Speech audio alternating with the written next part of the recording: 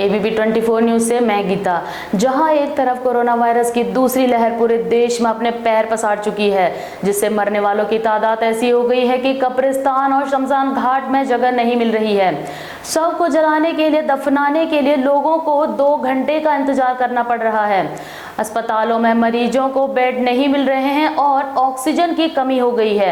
Oxygen gas cylinder के दाम 4 गुना से लेकर 10 गुना महंगा हो गया है। वहीं दूसरी तरफ हमारे देश के बड़े नेता, प्रधान सेवक, पक्ष विपक्ष कुछ प्रदेश को जीतने के लिए लगातार रैलियों पर रैलियां करते जा रहे हैं, जहां पर लोग बिना सोशल डिस्टेंसिंग, बिना मास्क के आ रहे हैं। जनता के साथ साथ खुद नेता भी बिना मास्क के ही कोविड गाइडलाइंस की रैलियां निकाल रहे हैं। जनता मर रही है, लेकिन पक्ष और विपक्ष दोनों ही राज्य में अपनी सरकार बनाने के लिए रैलियां, जनसभा, रोड शो कर रहे हैं।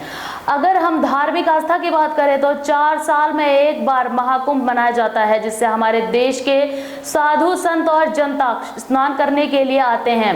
कोरोना के बढ़ते प्रकोप में क्या सिर्फ वोटों के लिए ही ऐसा करने देना उचित था? लगता है देश के नेताओं में कोरोना का डर पूरी तरह से खत्म हो चुका है। देश में जब लॉकडाउन लगाने की जरूरत थी, तब हमारे केंद्र और प्रदेश की सरकारों ने लॉकडाउन ना लगाकर सारा दारोमदार जनता पर छोड़ दिया है। और जब लॉकडाउन नहीं लगाना था, तब हमारे देश के प्रधानमंत्री ने एक तुगलकी फरमान देकर पूरे देश को तालाबंदी में कैद कर दिया था। लेकिन उस वक्त को ना देखकर हम आज के हालातों को देखें तो ये हमें लगता है कि शायद हमारी जनता के अंदर ही कमी है, जिसकी वजह से आज देश के हालात बद से बदतर होते गए। जहां हमारे देश को अच्छे मेडिकल कॉलेजों की, अच्छे अस्पतालों की, अच्छे स्वास्थ्य सेवाओं की जरूरत है, वहीं हमारे देश के मंत्री और नेता हमें सांप्रदायिकता का पाठ पढ़ाते हैं। अगर हमारे देश की जनता ने सवाल किया होता कि हमें अच्छे स्वास्थ्य सेवाएं, हमें अच्छे कॉलेज क्यों नहीं दिए जाए, तो शायद हमारे देश के ऐसे हालात नहीं होते। लेकिन हम इन सब मुद्दों से भटक कर इन नेताओं की बातों में आकर हिंदू मुस्लिम के लिए, मंदिर मस्जिद के लिए लड़ते रहे, जिसकी वजह से आज हमारे देश के ऐसे हालात हैं।